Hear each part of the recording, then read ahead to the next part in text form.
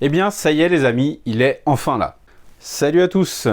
Aujourd'hui, on se retrouve pour parler enfin de Caught in Time, un thriller chinois, un film policier thriller chinois, qui nous raconte une histoire inspirée de faits réels qui s'est déroulée dans les années 90, début des années 90, où un groupe de braqueurs de banque se sont vus traqués par un groupe de policiers. Et oui, ça défonce. On en parle tout de suite, après le générique.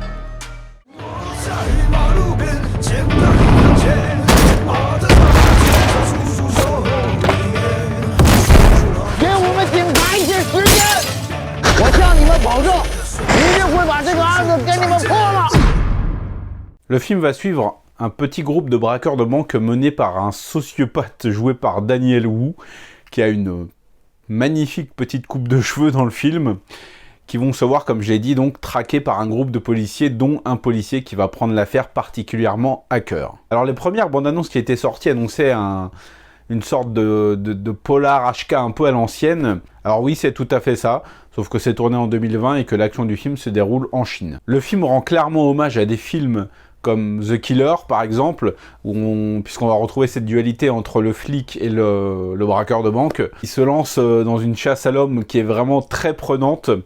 Ce que j'ai beaucoup aimé dans le film, c'est qu'on retrouvait ce rythme assez punchy des productions hongkongaises de l'époque, auquel, encore une fois, le film rend clairement hommage. Le réalisateur, c'est celui qui nous avait offert Two Thumbs Up en 2015, qui était une petite comédie cantonaise un peu old school, pareil, avec ce petit parfum de old school, avec Simon Yam et Francis Hung, qui, je crois de mémoire, avait des coupes de cheveux aussi improbables que celles de Daniel Wu dans le film, donc c'est peut-être la patte du réalisateur.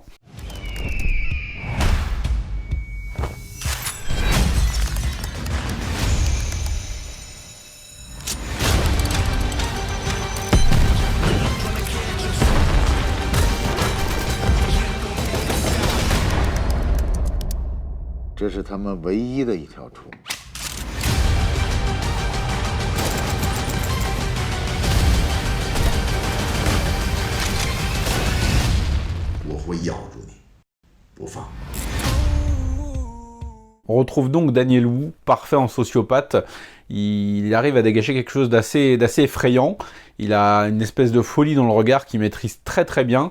Il est traqué par un policier qui est interprété par Wang Quanyon. Excusez-moi si j'écorche le nom de l'acteur, que j'ai trouvé vraiment très bon. Les deux acteurs sont très complémentaires dans cette chasse à l'homme, et c'est pour ça que je disais que ça me faisait pas mal penser dans certaines scènes à The Killer. On a même carrément des scènes qui rendent hommage à The Killer, notamment le plan où Danny Lee est installé dans le fauteuil de Chow Yun-fat et on voit la caméra qui tourne autour de lui. Un coup c'est Danny Lee, un coup c'est Chow Yun-fat. Et ben là on va retrouver ce genre de mise en scène avec Daniel Wu, puis le flic, puis Daniel Wu qui vont effectuer les mêmes actions, qui vont par exemple tirer au pistolet, s'entraîner au tir au pistolet, et à chaque coup de feu ça va changer de protagoniste. Bref, le film est truffé de petites références comme ça et dégage vraiment une saveur old school que j'ai vraiment beaucoup appréciée. Puisqu'on parle de mise en scène, c'est vraiment très très soigné, c'est très propre. Il y a eu un bon travail sur le visuel qui a été effectué. Niveau réalisation, bah voilà, comme je l'ai dit, on a plusieurs scènes qui sont vraiment très sympas, notamment le film qui s'ouvre avec un petit plan séquence où on va retrouver le gang de braqueurs qui va kidnapper un flic, le mettre dans leur van, et la caméra va être posée dans le van et on va avoir le van donc qui commence à essayer d'échapper aux flics tout en suivant une action à l'intérieur du van. Ça fait plusieurs fois que je répète le mot van, mais bon. Pareil, à un moment donné, on va avoir un plan séquence que j'ai trouvé très très sympa, où on va suivre les policiers qui interviennent dans un immeuble. Alors ça va commencer dans les escaliers, ensuite ça va aller dans un appartement, des suspects vont sauter par la fenêtre, la caméra va les accompagner, ils vont se cracher sur une bagnole de flics. La caméra va continuer à les suivre sans couper. Il va y avoir plusieurs actions, plusieurs scènes où, par exemple, un des braqueurs va repousser un flic, attraper son arme, essayer de tirer, un autre flic arrive, essaye de lui retirer le flingue, tout ça en plan séquence. Bon, c'est un peu retouché numériquement, mais on sent quand même qu'il y a eu du travail.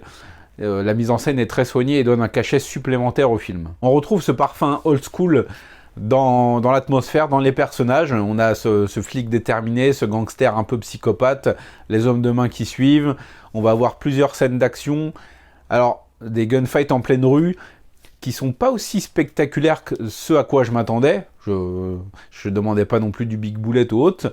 Mais justement, ça donne une petite touche de crédibilité à l'ensemble. Ça veut dire que ça s'étale pas sur 15 minutes en voulant absolument faire du spectaculaire. Non, c'est un vrai gunfight dans la rue avec des grenades qui sont jetées, des explosions. Et voilà, ça va pas non plus dans la surenchère d'action. Ça reste un minimum crédible et les scènes restent quand même bien kiffantes. Jusqu'au face-à-face final inévitable que j'ai trouvé également plutôt sympa, avec pas mal de tension dans la mise en scène. Bref, ce Cog in Time était très attendu et c'est apparemment un très beau succès puisqu'un deuxième volet est déjà mis en chantier. Je sais pas du coup de quoi il va être question, mais je pense que ça va être une nouvelle intrigue basée également sur des faits réels, comme c'est le cas pour le premier film.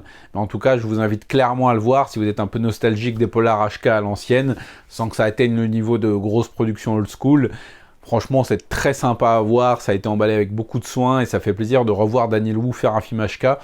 D'ailleurs, si vous avez jeté un œil à sa série, là, Into the Badlands, je crois, dites-moi si ça vaut le coup, parce que moi j'avais juste regardé le premier épisode, le pilote, et j'avais pas été spécialement convaincu, donc je ne suis pas allé plus loin. Dites-moi dans les commentaires si je rate quelque chose. Si vous avez déjà vu le film, je vous invite à me dire ce que vous en pensez dans les commentaires. Si je vous l'ai fait découvrir par le biais de cette vidéo, revenez me faire un petit coucou une fois que vous l'aurez vu. Et moi je vous dis à très vite, on va vite se retrouver pour parler de cinéma asiatique, parce que vous savez que ça déchire. Ciao!